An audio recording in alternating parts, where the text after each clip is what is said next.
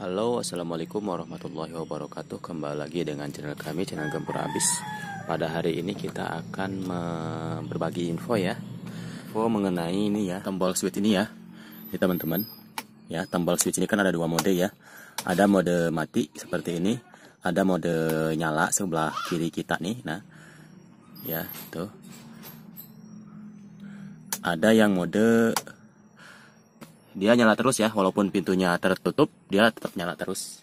Oke, kita akan coba ya. Ini mode pintu kalau ditutup dia mati ya, sebelah kiri ya, ke sebelah kiri. Nah, ini lampunya ya, tuh. Nyala ya. Nah, kalau pintu tertutup dia akan mati, dan pintu dibuka dia akan nyala. Seperti itu. Dan switchnya di sini ya, teman-teman ya, nih. Tuh lihat. Jadi switchnya di sini nih.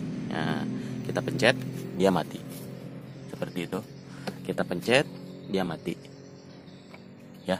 Ini bersangkutan juga nyawet dengan door lock ya, dengan tombol door lock. Jadi maksudnya ketika mobil ini pintunya belum terkunci, lalu dengan menginjak rem dia akan terkunci dengan sendirinya. Ada juga yang kecepatan 20 km per jam dia akan mengunci sendiri ya, seperti itu. Ini biasanya kalau ini bermasalah nih, remote control akan nyala terus dan lampu akan nyala terus juga, seperti itu. Ya. Ini semuanya ada pintu, ada switchnya ya, termasuk di bagasi belakang juga, di samping kanan driver dan juga samping penumpang depan.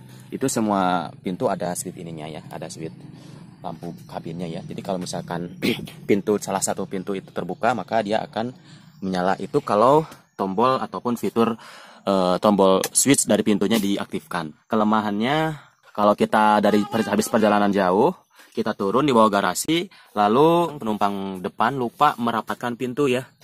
Nah, kita misalkan malam-malam sudah ngantuk, capek ya, keluar dari mobil begini, nah itu masih nyala, dan baru sadar kalau kita akan keluar lagi mobilnya, baru akan starter, barulah kita menyadari kalau di sini masih nyala dan akinya tekor. Inilah salah satu penyebab yang membuat akinya tekor ya. Jadi teman-teman, ini pengalaman ya, berbagi pengalaman saja. Jadi walaupun cuman 5 watt ya ataupun 2 watt di situ, dia akan menguras habis daripada akinya ketika di dalam garasi ataupun tidak berjalan dalam waktu lama ya, seperti itu. Nih, lampunya saya sudah ganti dengan LED ya. Ini sudah saya ganti. Jadi amannya gimana teman-teman? Kita setting dengan settingan tengah saja ya. Artinya hanya diperlukan saja dia akan dinyalakan, seperti itu. Jadi gimana teman-teman kalau sudah terlanjur akinya ngedrop, tidak bisa starter lagi ya, terpaksa kita harus mencas, membawa ke bengkel ataupun dibawa akinya ke bengkel cas aki mobil ya. Kalaupun tidak mau repot ya, kita cas di rumah sendiri bisa. Seperti saya ini, saya menggunakan cas seperti ini nih. Oke, ini di Avanza Xenia ya. Saya menggunakan cas aki yang ini nih ya, seperti ini ya. Nih casnya yang seperti ini, yang versi terbaru ya. Karena versi yang sebelumnya itu tidak ada lampunya ya, tidak ada lampu indikator untuk suhu dan juga kuat arus yang mengalir, dan juga voltasenya, hanya indikator baterai saya seperti itu. Ini kita akan lihat untuk spesifikasinya ya. Ini mereknya Tupperware ya. Ini ada charger dan juga repair. Repair itu dipergunakan untuk aki yang sudah dikuras ya, ataupun sebelum dikuras ya, akinya sebelum dikuras, untuk merontokkan karat-karat yang ada di dalam akinya, timbalnya, dan dalam sengnya itu menggunakan repair ini, maka dia akan rontok. Setelah itu dibuang untuk akinya, diisi lagi air akinya menggunakan air aki zur, dan dicas seperti biasa begitu ya. Di sini akan mencas seperti biasa. Ini voltasenya 12 volt, 4 sampai 100 ampere hour. Oke, seperti itu. Di sini juga ada kipasnya. Apakah alat ini mampu untuk mencas aki mobil? Kita akan lihat nanti, kita akan buktikan. Kita akan pindah dulu ke dalam ya, karena di luar nggak ada colokan listriknya, kabelnya jauh. Ini sebelumnya kita cek dulu ya untuk akinya ya. Ini saya sudah buka. Ini kita akan cek dulu untuk akinya. Ya, aki itu tidak bisa dicas langsung ujuk-ujuk ya. Jadi untuk air aki tidak bisa sembarangan ya. Habis beli dipasang, habis itu tinggal berbulan-bulan oke terus, tidak bisa ya. Dia harus ada perawatan, harus ada penanganan khusus ya. Jadi tidak langsung serta-merta dicas langsung normal kembali. Oke, seperti itu ya. Nanti kita akan cas di dalam. Kita buka dulu untuk kap mesinnya ya. Kita buka dulu. Kita akan mencharger aki mobil ya untuk perawatan, maintenance ya, karena teman-teman sebagaimana kita ketahui aki ini tidak bisa dibiarkan begitu saja ya. Begitu beli ya, begitu dibeli lalu dipasang, setelah itu ditinggal berbulan-bulan sampai bertahun-tahun ya, tanpa mengecek kondisi daripada aki itu sendiri. Air aki itu perlu diperhatikan ya sebelumnya, sebelum mencharger aki. Jadi untuk air aki itu perlu diperhatikan supaya ketinggiannya tetap menyentuh daripada garis level upper ya, ataupun level atas ya. Jadi teman-teman diusahakan setiap 4 bulan sekali, maksimalnya 6 bulan sekali, untuk mengecek ketinggian air akinya ya. Mungkin tidak harus menunggu sampai 4 bulan sampai 6 bulan. Bisa jadi mungkin karena sering keluar kota ataupun dipacu dalam keadaan tinggi panas ya, maka aki akan cenderung untuk menguap airnya ya. Sementara ketika mencapai level bawah ataupun lower, maka resiko timbul karat ataupun korosi yang ada di dalam akinya. Jadi sehingga kalau sudah berkarat, walaupun kita cas berkali-kali itu tidak akan mengisi sempurna lagi ya, karena sudah pernah air akinya di bawah, di level bawah. Kita membutuhkan bantuan senter ya, karena tidak bisa untuk menerawang ya. Jadi kita perlu bantuan senter. Nih kita lihat di sini. Kita matikan dulu yang di sini ya, biar terlihat nih ya. Nah, ini teman-teman terlihat nggak ya? Itu ada level atasnya ya. Nih kalau teman-teman perhatikan di sini di atas garis ini ada ketinggian airnya ya. Ini sudah hampir 3 bulanan ya. Ini ada ketinggian level airnya ya. Level airnya sudah berkurang sedikit. Sebelah sini juga ya. Ini hampir merata ya untuk ketinggiannya ya. Oke, setelah mengetahui daripada ketinggian air akinya, kita tambahkan air akinya sampai berada di garis atas ini. Oke, kita tambahkan air akinya dulu. Ini teman-teman ya, ini air hujan, bukan air aki zur ya. Istilah bengkel bilang ini air hujan atau air aki untuk menambah ya. Ditandai dengan botol yang berwarna biru, atau mungkin nanti ada botol warna biru tapi di sini segelnya ada berwarna merah. Itu biasanya untuk air aki yang zur ya. Oke, kita buka untuk penutup daripada air akinya ya. Kita buka untuk cover akinya dan kita kendorkan.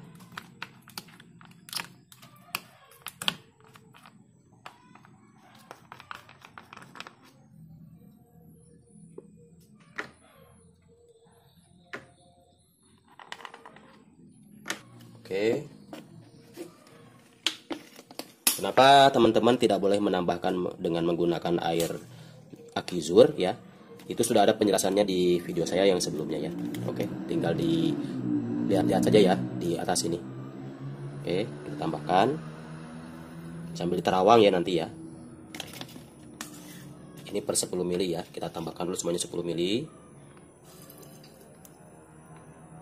Oke, setelah ditambahkan kita rapikan lah ininya ya. Ini adalah air hujan yang belum tercampur oleh material mineral-mineral yang ada terkandung di dalam tanah. Kalau sudah airnya ada mineralnya itu lain lagi ya teman-teman. Kalau sudah tercampur dengan air tanah ataupun air mineral ya, kandungan-kandungan mineral itu bisa jadi bagus untuk tubuh, akan tetapi tidak bagus untuk logam ya, karena itu bisa mempercepat terjadinya korosi. Oke, kita akan langsung cas saja. Oke, saya menggunakan bantalan papan ini ya. Bantalannya yang pasti isolator ya. Takut-takut khawatir terjadi hal-hal yang tidak diinginkan ya, seperti ini ya. Jadi tidak ada nanti yang langsung kena body seperti ini ya. Untuk yang positifnya terutama ini ya, karena saya tidak mencabut daripada kabel ini ya.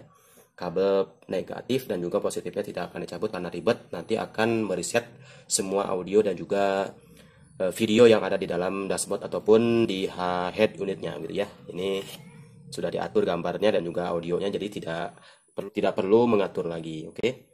Jadi ini aman apa tidak? Insya Allah aman ya, karena ini mesin dalam kondisi mati. Oke.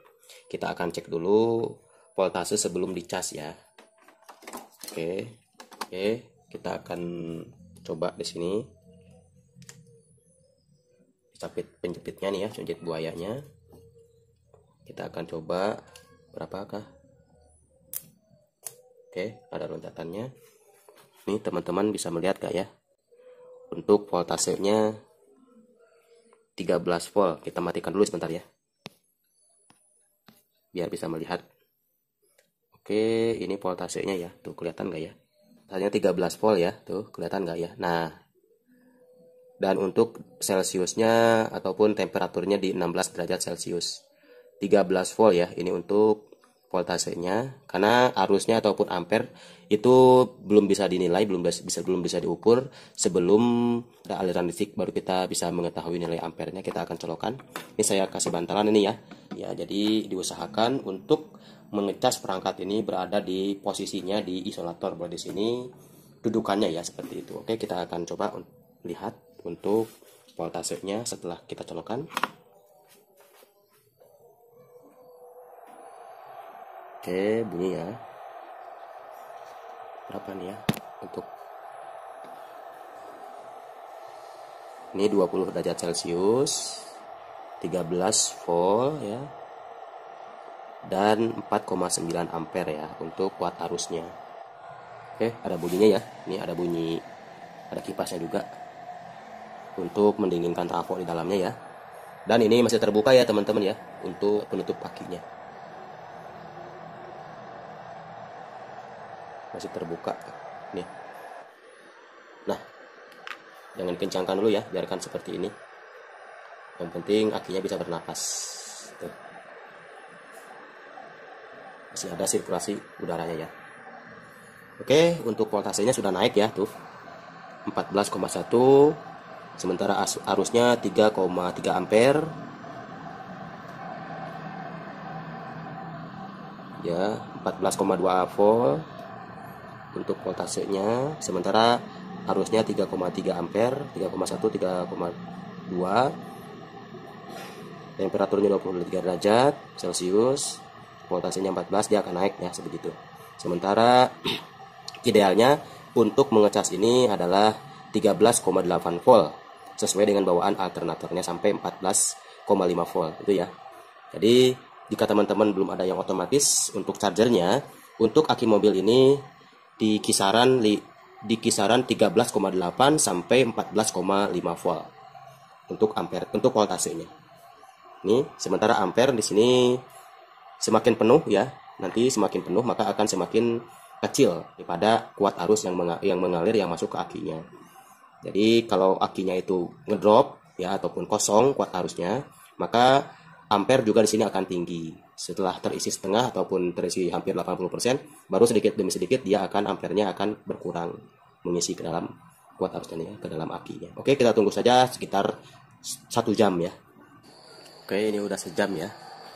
Udah kurang lebih sejam ya. Kita lihat untuk voltasenya ya.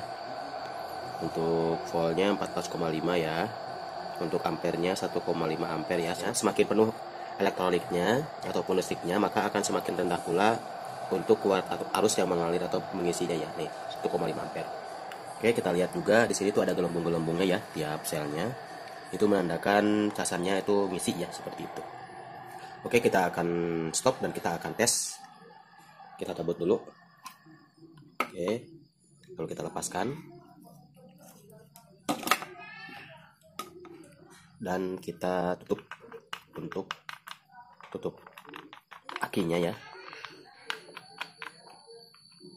Oke,